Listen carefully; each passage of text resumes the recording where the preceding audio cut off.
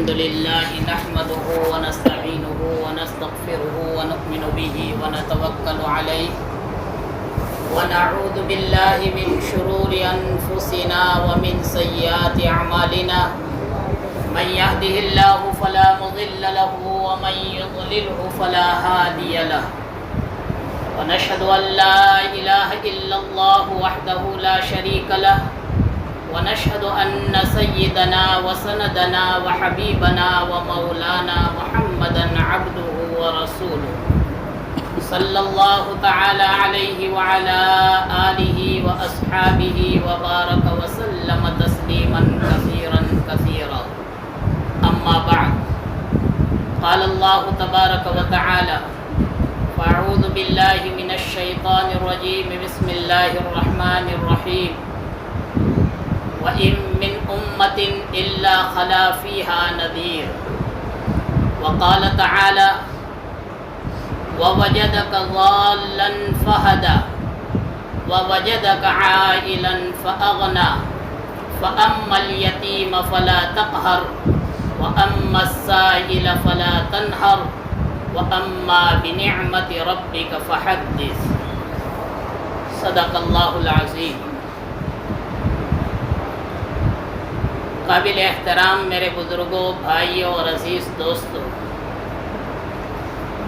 اللہ جل شانہ وعم نوالہ کا بے حد احسان اور کرم ہوا کہ اس نے ہمیں دینی نسبت پر جمع ہو کر دینی فکر کرنے کی توفیق عطا فرمائی۔ اس پر ہم جتنا بھی رب ذوالجلال کا شکر بجا لائے کم ہے،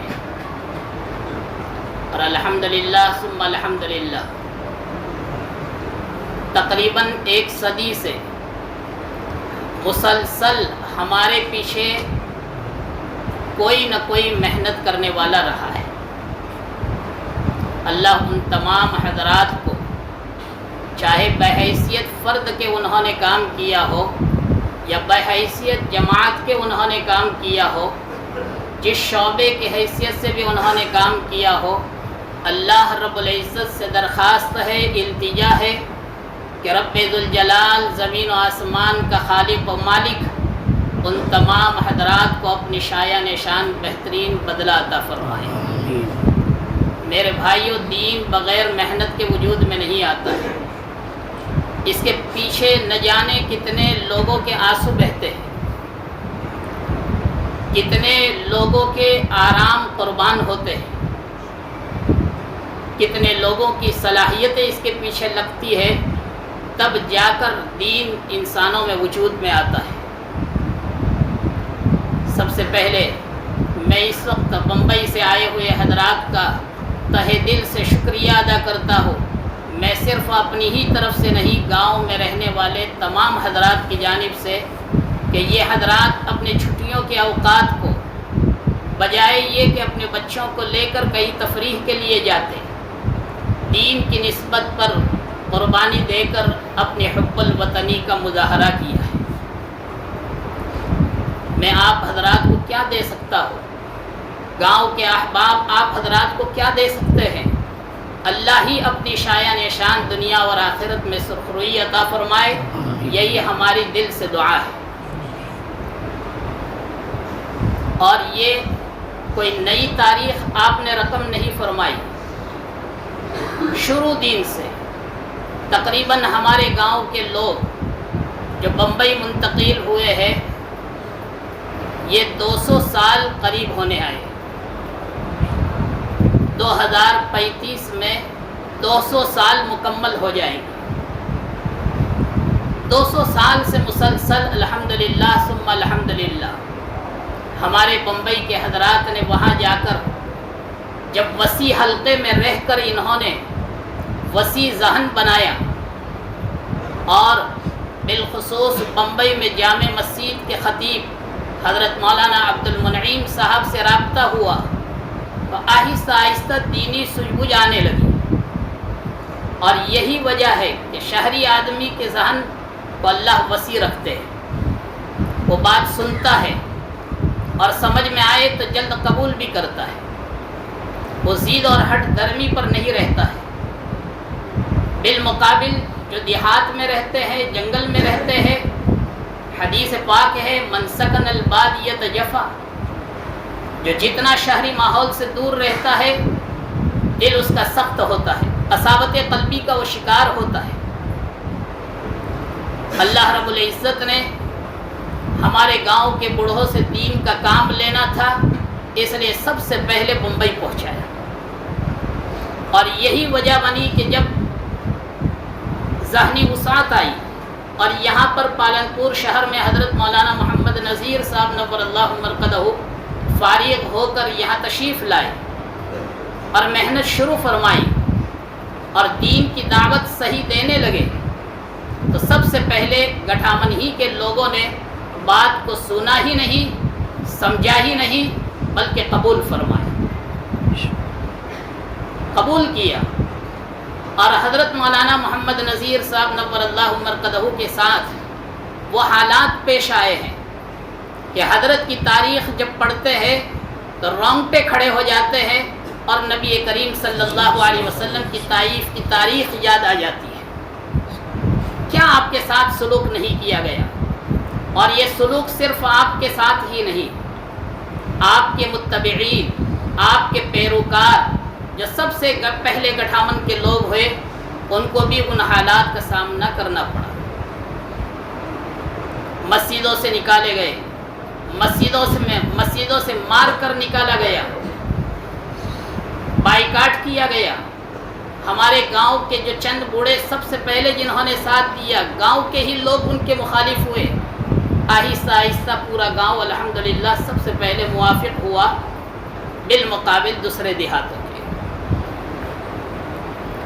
تو یہ شروع سے الحمدللہ بمبئی کے احباب فکر کرتے چلے آئے ہیں، محنت کرتے چلے آئے ہیں۔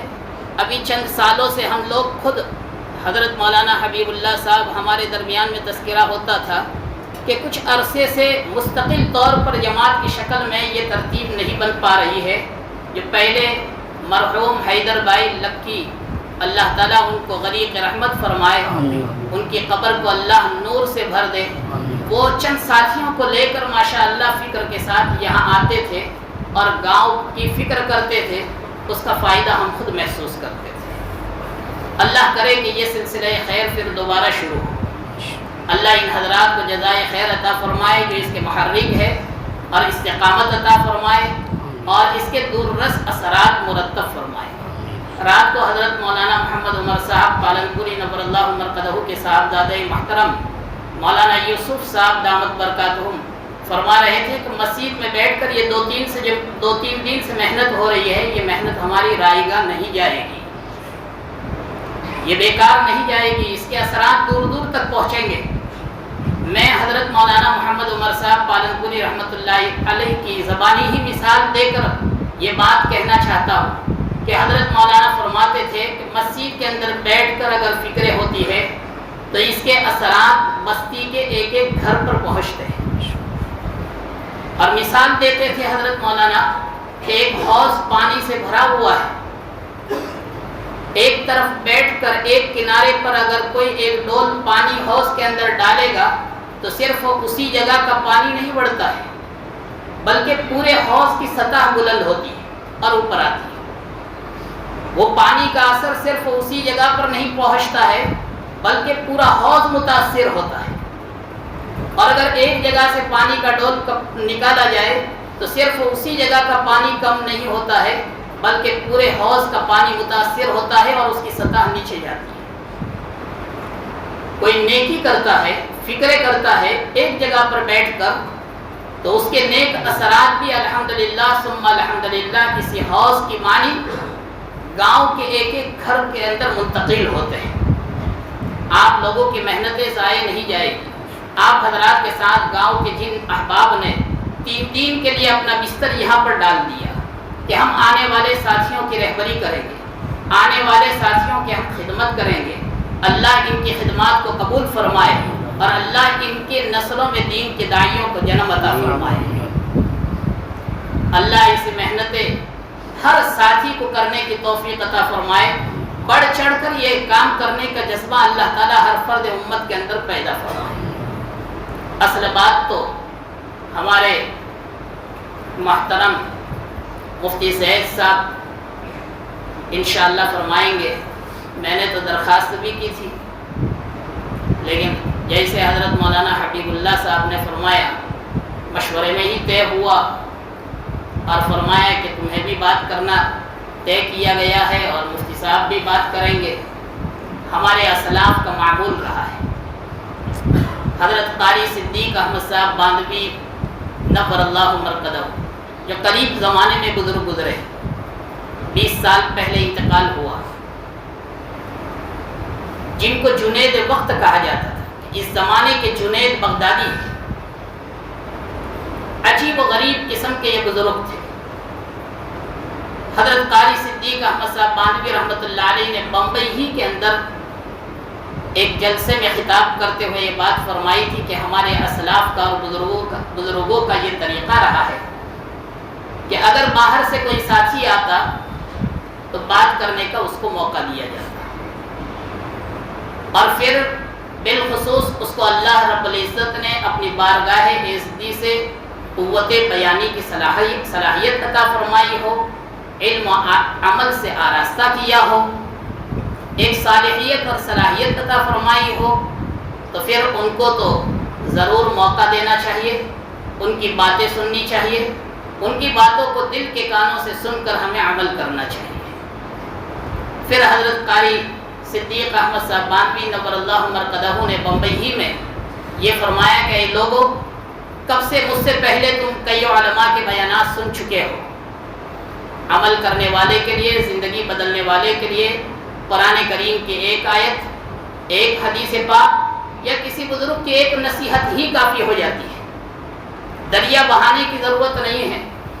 اور جو اپنی زندگی کو بدلنا نہیں چاہتا ہے تو پھر اس کے لیے تو دریا بھی ناکافی ہے. اس لیے ہم مفتی صاحب کی باتوں کو انشاءاللہ دل کے کانوں سے سنیں گے. اللہ تعالیٰ نے کم عمری میں، نوجوانی میں تحریر و تقریر کا سلیقہ اور پاکیزہ سلیقہ عطا فرمایا ہے. یہ ہمارے گاؤں کے لیے بھی خوش نصیبی ہے کہ اللہ تعالیٰ نے کبھی بھی اس گاؤں کو، اس بستی کو بے سہارا نہیں چھوڑا، بے سہارا نہیں چھوڑا.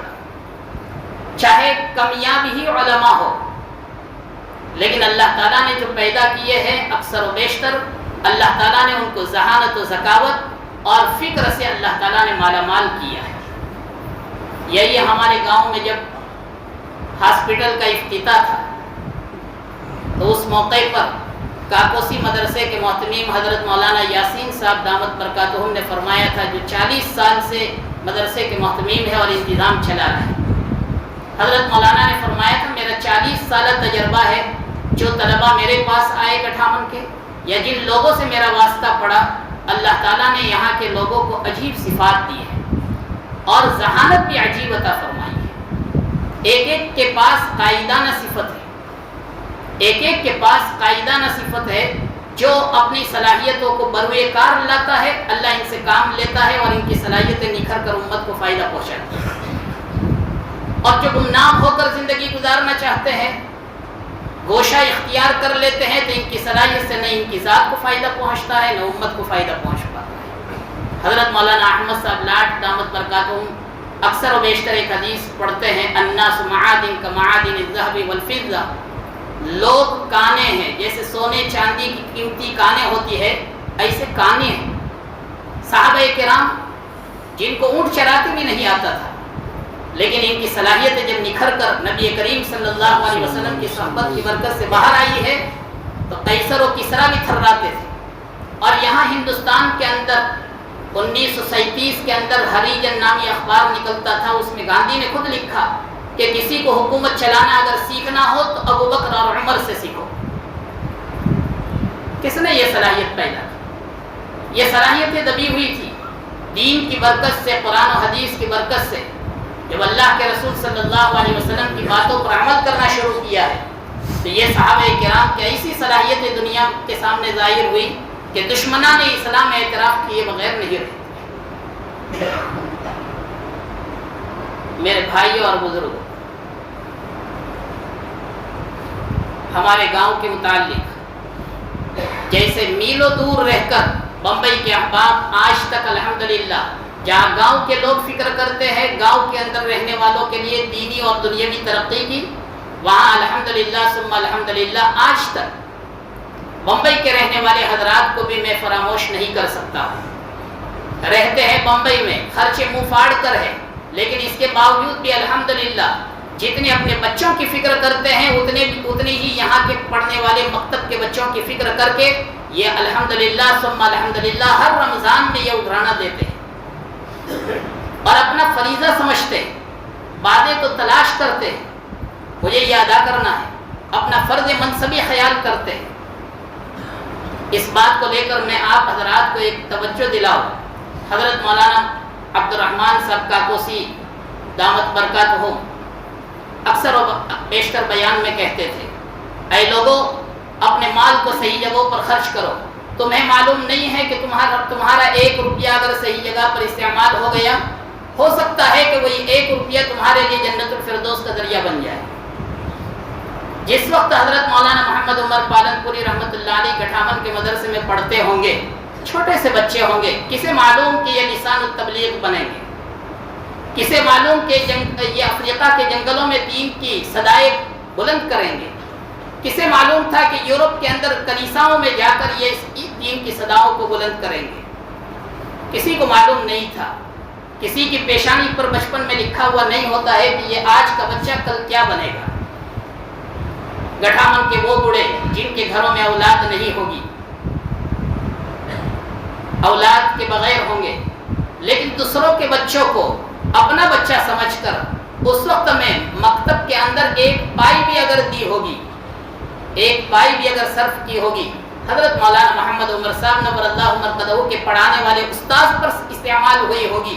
حضرت مولانا محمد عمر صاحب رحمۃ اللہ علیہ نے پوری دنیا میں جو دین کا کام کیا ہے، جہاں مولانا نے ذخیرہ جمع کیا ہے آخرت کے اعتبار سے، سارے نیک اعمال میں اس بڑے کا بھی حصہ ہے جو قبرستان میں گٹھامن کے سویا ہوا ہے۔ اس لیے میرے بھائیوں، ہمیں بوجھ محسوس نہیں کرنا چاہیے، اور جس طرح آج تک الحمدللہ ثم الحمدللہ حب الوطنی کا ہم ثبوت دیتے آ رہے ہیں، اللہ کرے موت تک ہمیں اپنے وطن سے محبت ہونی چاہیے۔ حضرت مولانا محمد عمر صاحب رحمۃ اللہ علیہ آخری اجتماع 1997 میں جب یہاں گٹھامن میں تشریف لانے والے تھے، اس سے کچھ ہی دن پہلے حج میں تھے، حضرت مولانا مدینہ منورہ تھے، حضرت وہاں سے جب فون پر بات ہوئی ہے یہاں سے، تو مولانا نے فرمایا کہ گاؤں کا نام جب ہمارے سامنے آتا ہے تو جیسے چھوٹے بچے کے سامنے چاکلیٹ کا نام لیا جائے تو منہ میں پانی آ جاتا ہے، میرے سامنے بھی جب گاؤں کا نام آتا ہے تو منہ میں پانی چھوٹتا ہے۔ میں آنا چاہتا ہوں، لیکن میں مشورے کے تابع ہوں، میں آپ لوگوں کو وہاں سے آنے کا راستہ بھی سکھا دوں کہ ایک قافلے کی شکل میں، ایک جماعت کی شکل میں وہاں دہلی میں آئیے، اور تقاضا رہیے کہ اب مولانا کی بھی طبیعت ناساز رہتی ہے، اور مولانا کے جو قریبی رشتہ دار ہیں، بوڑھے ہیں، متعلقین ہیں، ان کی بھی طبیعت برابر نہیں رہتی ہے، نہ وہ یہ وہاں آ سکتے ہیں نہ وہ یہاں آ سکتے ہیں۔ اب کسی کی زندگی کا بھروسہ نہیں، اس لیے ملاقات بھی ہو اور ہمارے یہاں اجتماع ہے تو اس میں شرکت بھی ہو جائے۔ یہ حضرت مولانا کی توجہ تھی، اور اللہ لائے زندگی بھر میں بھی کبھی مولانا اپنے گاؤں کو نہیں بھولے۔ آج بھی حضرت مولانا یونس صاحب پالن پوری دامت برکاتہ 20 مرتبہ میرے سامنے کہہ چکے ہوں گے کہ فرماتے ہیں کہ میرے والد صاحب مجھے گٹھامن کی بہت فکر کرتے تھے، بہت فکر کرتے تھے، کہتے تھے پڑوس میں ہی بھاگل گاؤں نماز کے اعتبار سے کتنا آگے ہے، ہمارے گاؤں میں اللہ کرے اسے نمازی بن جائے۔ کیسے وہ دینی فکر کر رہے ہیں، اللہ کرے ہمارے گاؤں میں بھی ایسی روشنی چمکنے لگے۔ اس کے لیے عثمان بھائی بھاگل کو متوجہ کرتے، ولی بھائی کو متوجہ کرتے، اور زندگی میں اپنے گاؤں کی فکر کرتے رہے، وطن کی فکر کرتے رہے، غریبوں کا خیال کرتے تھے۔ اس مرحوم عثمان بھائی پٹیل کو پیسے بھیجتے زکوٰۃ کے کہ غریبوں میں تقسیم کرو، کیا دہلی میں غربا نہیں تھے؟ میرے ہم وطن لوگوں پر خرچ ہو، میرے ہم وطن غریبوں پر تقسیم ہو۔ امر پورہ کے ایک مولانا عبد السمیع صاحب جو چھاپی بھی پڑھا چکے ہیں، ایک مرتبہ یہاں مدرسے میں آئے، مجھے کہنے لگے مولانا آپ کے یہاں پانی کا کیا حال ہے؟ پھر فرمانے لگے پانی کے عنوان سے ایک بات بتلاؤ، میں 1 سال کی جماعت میں تھا، حضرت مولانا محمد عمر صاحب رحمۃ اللہ علیہ کی خدمت میں تھا، اور اچانک گاؤں کے کچھ لوگ آپ کے گٹھامن کے آئے. مجھے معلوم نہیں کہ تجارت کے عنوان پر آئے تھے یا جماعت میں آئے تھے. جماعت میں سے چند ساتھی حضرت مولانا کے پاس آئے اور حضرت مولانا گاؤں کے احوال پوچھنے لگے. مولانا نے پوچھتے پوچھتے یہاں تک پوچھا کہ پانی کا کیا حال ہے، کھیتوں میں پانی کا کیا حال ہے. تو ایک ساتھی نے یہ کہا کہ مولانا پہلے بور میں پانی ہوتا تھا، بور بھی فیل ہونے لگے. پہلے تو کنویں میں پانی تھا، پھر بور کرنے لگے، بور میں پانی ملنے لگا، اب بور بھی فیل ہو رہے. تو حضرت مولانا نے ایک آہ بھری، میرے گاؤں کے لوگ کس طرح سے زندگی گزار رہے ہیں، کیا اپنے بچوں کو کھلاتے ہوں گے. ایک درد محسوس کیا. اور مولانا عبدالسمیع صاحب کہہ رہے ہیں، مجھے گجراتی میں کہا، مولوی عبدالسمیع رات کو جب میں اٹھتا ہوں تہجد کے لیے اور پھر دعا مانگتا ہوں، زور سے میرے کانوں میں آ کر کہیں گے آپ کے مول صاحب پوڑی ماٹے دعا. میں سمجھ جاؤں گا، شاید دعا میں بھول جاؤں. ہم تو اس وقت میں سوئے ہوئے ہوں گے اور وہ اللہ کا ولی ہزاروں میل دور بیٹھ کر ہمارے لیے تڑپ رہا ہے. ہماری دین کی ہی فکر نہیں، ہماری دنیا کی بھی فکر وہ کر رہا ہے. ہم سمجھ رہے ہیں ہماری صلاحیت پر پانی مل رہا ہے. ہم اپنے عقل کے بلبوتے پر، ہم اپنی طاقت کے بلبوتے پر جی رہے ہیں. گاؤں میں گھر کے اندر ایک نوجوان ذرا سا کمانا شروع کر دیتا ہے، باپ کو آنکھیں دکھاتا ہے، ماں کو آنکھیں دکھاتا ہے، سمجھتا ہے کہ گھر اب میرے بلبوتے پر چل رہا ہے. یاد رکھیے، جو اللہ دینا جانتا ہے وہ اللہ تیرے ہاتھوں سے چھیننا بھی جانتا ہے. وَإِن مِّن شَيْءٍ إِلَّا عِندَنَا خَزَائِنُ، ہمارے پاس ہر چیز کے خزانے ہیں. مالداری کے بھی خزانے ہیں، غربت کے بھی ہے، ذلت کے بھی ہے، عزت کے بھی ہے. جو صحیح رخ پر، صحیح پٹری پر چلتا ہے وہ اللہ کے یہاں کی عزت کے خزانوں سے اپنا کنیکشن جوڑتا ہے. وہ اللہ کے یہاں کے مال کے خزانے سے اپنا کنیکشن جوڑتا ہے. اور جو صحیح رخ سے ہٹ جاتا ہے وہ اللہ کے یہاں ذلت کے خزانوں سے اپنا کنیکشن جوڑتا ہے.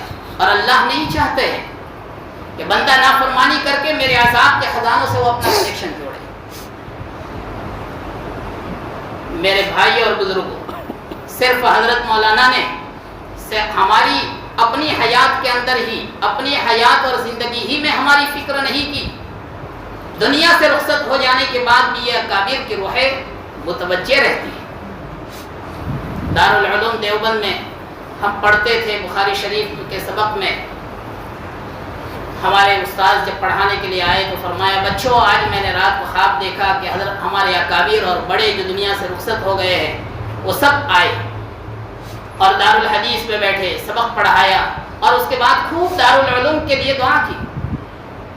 فرمایا کہ میں نے اس کی تعبیر یہ لی کہ ہمارے اکابر اگرچہ قبروں میں چلے گئے، آج بھی ان کی روح دارالعلوم کی طرف متوجہ ہے. ہر بزرگ کا یہ حال رہتا ہے. میں جب یہاں پڑھانے کے لیے آیا 14-15 سال ہو چکے. حضرت مولانا محمد ولی بھائی پالنپور والے، اللہ تعالیٰ ان کو صحت عطا فرمائے، عافیت عطا فرمائے. بڑی قربانی ہے، بڑی خدمات ہے. باغل سے ملاقات کرتے ہوئے یہاں سے گزر رہے تھے، واپسی میں مدرسے میں آئے اور مجھے کہنے لگے، مولانا حضرت مولانا محمد عمر صاحب رحمۃ اللہ علیہ کا سلام اور پیغام پہنچانے کے لیے آپ کے پاس آیا ہوں. میں نے مولانا کو خواب میں دیکھا، مولانا غسل کر کے غسل خانے سے باہر نکلے، کپڑے ہاتھ میں ہیں، میلے کپڑے، بغل میں دبائے ہوئے، پسینے میں شرابور ہے. اور پھر جب مجھے دیکھا تو فوراً اس انداز سے جیسے زندگی میں ملاقات کرتے تھے، آئیے آئیے ولی بھائی. پھر معانقہ کیا، خیریت پوچھی. خیریت پوچھتے ہی فوراً گٹھامن کا تذکرہ. گٹھامن کا کیا حال ہے، گٹھامن کا کیا حال ہے.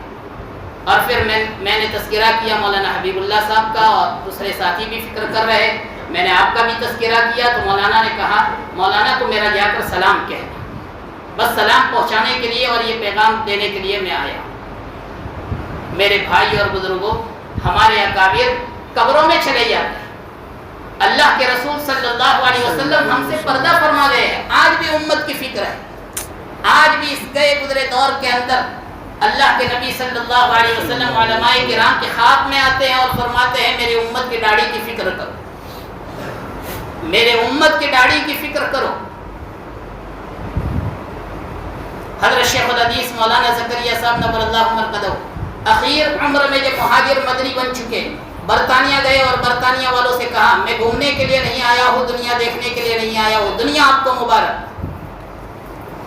اللہ کے رسول صلی اللہ علیہ وسلم کی طرف سے روضہ پاک سے جب تک اشارہ اور حکم نہیں ملتا ہے ہم قدم نہیں اٹھا رہے۔ میرے بھائی اور بزرگوں، یہ جتنے بھی بڑے ہمارے گزرے ہیں اور آج بھی موجود ہیں، الحمدللہ ثم الحمدللہ، میں ہمیشہ گاؤں کے ساتھیوں کے سامنے کہتا رہتا ہوں اللہ تعالیٰ حضرت مولانا حبیب اللہ صاحب کے عمر میں خوب برکت عطا فرمائے۔ یہ حضرت مولانا عمر صاحب رحمۃ اللہ علیہ کی سب یادگار ہیں۔ آج علاقے میں ایسی یادگاریں بہت ہیں جو حضرت مولانا عمر صاحب رحمۃ اللہ علیہ کے پاس رہ کر اپنی تربیتیں کروا چکے ہیں، دعوت کے کام کو سیکھے ہوئے ہیں اور سمجھے ہوئے ہیں، اور آج تک الحمدللہ اس میدان دعوت کے اندر رہتے ہوئے ساتھیوں کو لے کر چلنے کی کوشش کرتے رہے۔ یہی وجہ ہے کہ آج اللہ نے ان کو قبول فرمایا ہے، اللہ اپنے دربار میں بار بار بلا رہا ہے۔ میرے بھائیوں، دیکھنے والی آنکھیں چاہیے، دیکھنے والی آنکھیں چاہیے۔ ابھی ہمارے مولانا الیاس صاحب نے فرمایا تھا کہ زبان سے بول دینا اور پک دینا تو بہت آسان ہے، کسی کے بارے میں چھوٹا منہ بڑی بات کر دینا یہ تو بہت کھیل ہے۔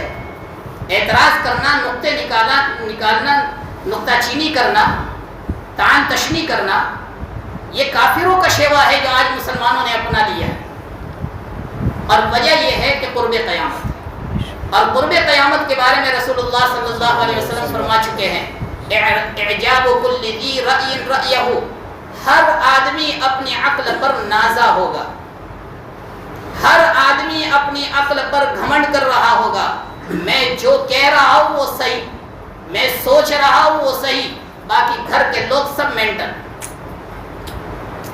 ہر آدمی اپنی عقل پر نازا ہوگا، یہ قرب قیامت میں ہوگا۔ اور جب اپنے عقل پر اتنا اعتماد، اتنا بھروسہ کہ اپنے آپ ہی کو دنیا کا سب سے بڑا عقل مند سمجھتا ہے، پھر دوسروں کے بارے میں کیا کرے گا؟ یہاں سے کیڑے نکالے گا، اس کے بھی کیڑے نکالے گا، اس کے بھی کیڑے نکالے گا۔ اپنے آپ کو ہی سب کچھ سمجھے ہوئے ہیں۔ اللہ کرے ہمارے اندر تواضع ہو، عبدیت ہو، عاجزی ہو۔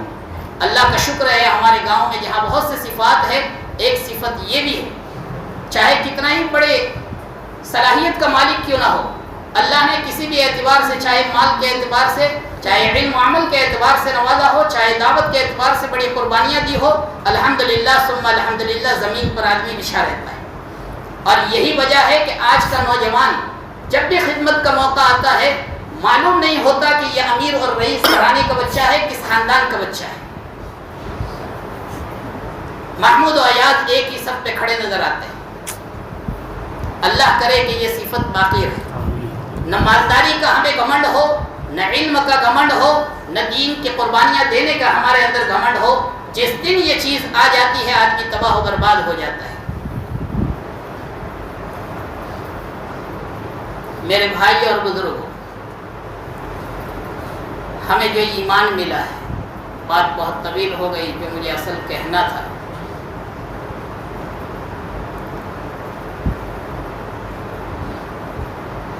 کہ ہمیں جو ایمان ملا ہے، پہلے ہمارے پاس ایمان بھی نہیں تھا، ہمارے پاس ایمان بھی نہیں تھا جس ایمان کی صدا لگائی جا رہی ہے۔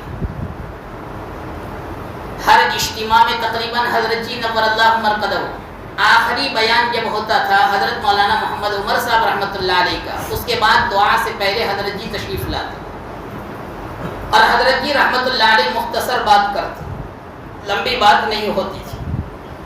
اس میں ہمیشہ تقریباً یہ حدیث ضرور سناتے تھے، ایمان کی سلسلے کی اہمیت قرآن کی آیات کی روشنی میں، کہ ایمان کتنی قیمتی چیز ہے کہ ایک کافر بے ایمان قیامت کے دن اللہ کے سامنے اس وقت میں تمنا کرے گا کاش میرے پاس زمین بھر کر دولت ہوتی اور آج وہ دولت کے بدلے میں مجھے جنت مل جاتی اور عذاب سے چھٹکارا ہو جاتا تو میں آج وہ دولت بھی دے دیتا۔ زمین بھر کر اگر دولت ہوتی اور وہ دولت یہاں اللہ کے دربار میں اگر قبول ہو جاتی اور اس کی وجہ سے مجھے عذاب سے چھٹکارا مل جاتا تو میں وہ دولت بھی دے دیتا، لیکن وہاں اولاً تو دولت ہوگی نہیں۔ اور اللہ کے یہاں دنیا کی کیا قدر ہے؟ اللہ کے یہاں دنیا کی قدر مچھر کے پر کے برابر ملی۔ اللہ کے یہاں قدر و قیمت ہے تو کلمہ اور ایمان کی، جو اللہ نے ہمیں اور آپ کو عطا کیا ہے۔ میرے بھائیوں، ہمارے اکابر فرماتے ہیں دنیا میں اس سے پہلے بھی فسادات ہو چکے ہیں، ملک میں بھی کئی فسادات ہو چکے ہیں، لیکن پہلے جو نقصان ہوتا تھا وہ مالی اور جانی نقصان ہوتا تھا، اب ایمانی نقصان ہونے لگا ہے۔ اب ایمان کے ڈاکو ہمارے ایمانوں پر ڈاکے ڈال رہے ہیں، ہماری بچیوں کے ایمان پر ڈاکے ڈال رہے ہیں، ہمیں خریدنے کی کوششیں کی جا رہی ہے۔ یہ ہمیں ایمان کو بچانے کا زمانہ آیا ہے، اور حدیث پاک میں بتلایا گیا ہے کہ قرب قیامت میں فتنے ابلیں گے، کمزور ایمان والے کا جمنا بہت مشکل ہوگا، کمزور ایمان والا اس کا جمنا بہت مشکل ہوگا۔ دو ہی خیموں میں بٹ جائیں گے لوگ، یا تو پکا مومن ہوگا یا تو پکا کافر ہوگا۔ کمزور ایمان والا وہ یا تو ادھر جائے گا یا تو ادھر جائے گا۔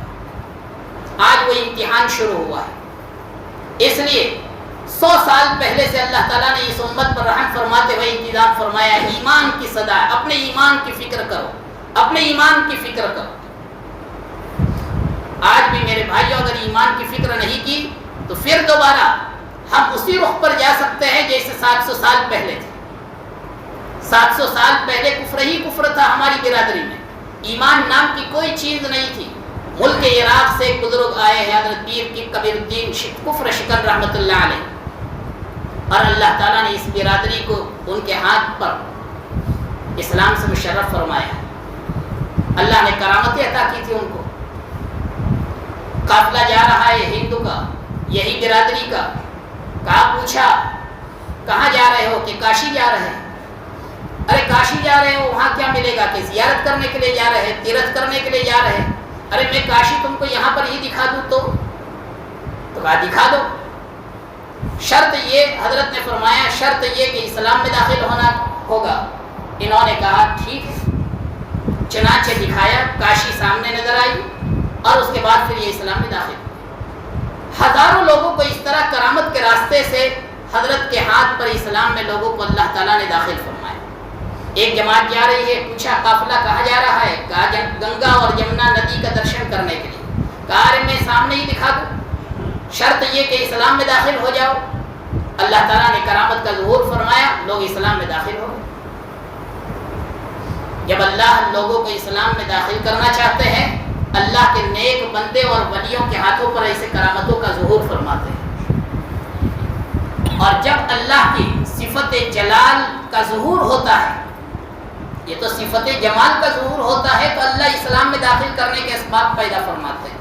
جب اللہ کی صفت جلال کا ظہور ہوتا ہے تو پھر حالات آتے ہیں، فتنے آتے ہیں کہ ایمان پر جمنا اور اپنی جان کی حفاظت کرنا آدمی کے لیے مشکل ہو جاتا ہے۔ یہ آزمائش کا دور ہے، کیا اسے آزمائش کے دور میں مایوس ہونے کی قطعاً ضرورت نہیں ہے۔ یہ ہمارے اوپر ہی ایسے حالات نہیں آئے، پہلے امتوں پر بھی آئے۔ اسی لیے حضرت خباب رضی اللہ تعالیٰ عنہ ایک مرتبہ بیت اللہ کے پاس جا رہے ہیں، اور آپ صلی اللہ علیہ وسلم کو دیکھا کہ بیت اللہ کی دیوار کے پاس چادر پر ٹیک لگا کر بیت اللہ کے سائے میں آرام فرما ہے۔ آپ سے جا کر کہا کیا آپ ہمارے لیے مدد کی دعا نہیں کرتے؟ کیا آپ اللہ سے ہمارے لیے دعا نہیں کرتے، مدد نہیں طلب کرتے؟ آپ نے فرمایا، آپ بیٹھ گئے، اور آپ نے فرمایا خباب تمہیں معلوم نہیں ہے پہلی امتوں کے ساتھ بھی دین کی نسبت پر کیسے حالات آئے ہیں؟ وہ حالات ہمارے سامنے رہنے چاہیے، اس سے تو کم ہے۔ دین کی نسبت پر پہلے آدمی کو بلایا جاتا تھا، لایا جاتا تھا، گھڑا کھودا جاتا تھا، گھڑے میں کھڑا کیا جاتا تھا، آرے سے 2 ٹکڑے کر دیے جاتے تھے، پھر بھی یہ تکلیف اور یہ مصیبت کا پہاڑ بھی اس کو دین سے برگشتہ نہیں کرتا تھا، دین سے ہٹنے نہیں دیتا تھا، اخیر دم تک اپنے ایمان کی حفاظت کرتے تھے۔ اسی طرح پہلے لوگوں کے ساتھ، پہلی امتوں کے ساتھ ایسا بھی ہوا ہے کہ لوہے کا کنگا لایا جاتا اور گوشت کو اور کھال کو ادھیڑا جاتا تھا، پھر بھی اس آدمی کا ایمان متزلزل نہیں ہوتا تھا اور ہٹتا نہیں تھا، ڈگمگاتا نہیں تھا۔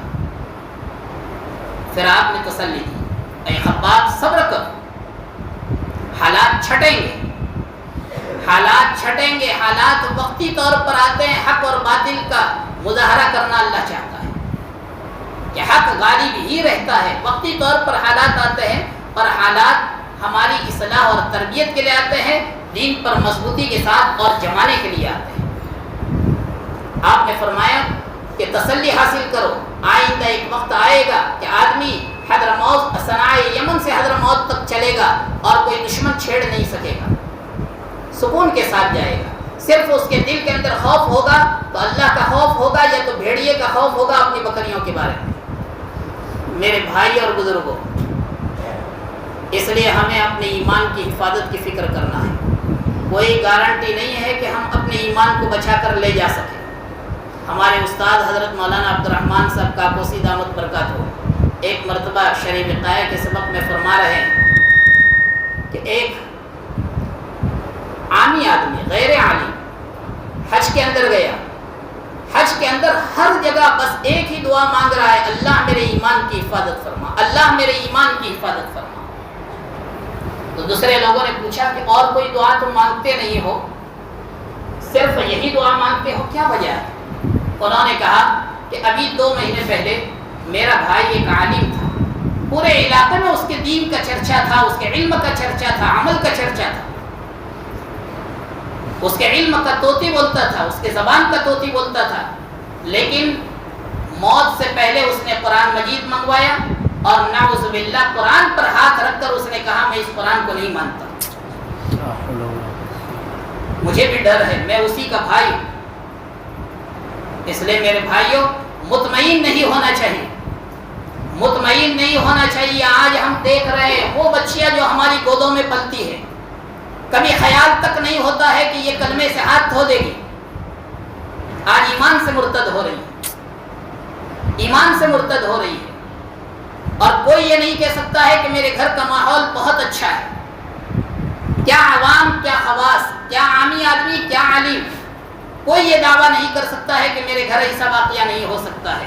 ہر آدمی کو فکر رکھنی چاہیے، چوکنا پن کے ساتھ اپنے گھر کو لے کر چلنا چاہیے، اور سب سے بڑی چیز اللہ سے دعا مانگنی چاہیے۔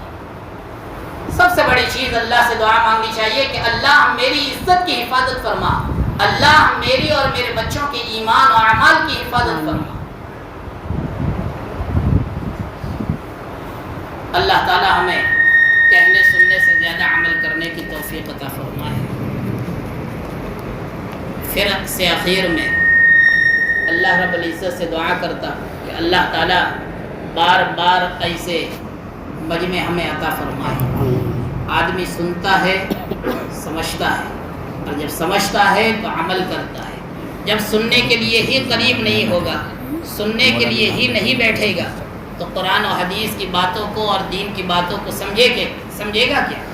اور جب سمجھ میں نہیں آئے گی، دل پر اترے گی نہیں، تو عمل کی توفیق کیسے ہوگی؟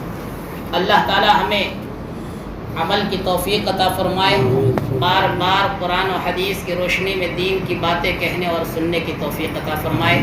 وآخر دعوانا الحمدللہ۔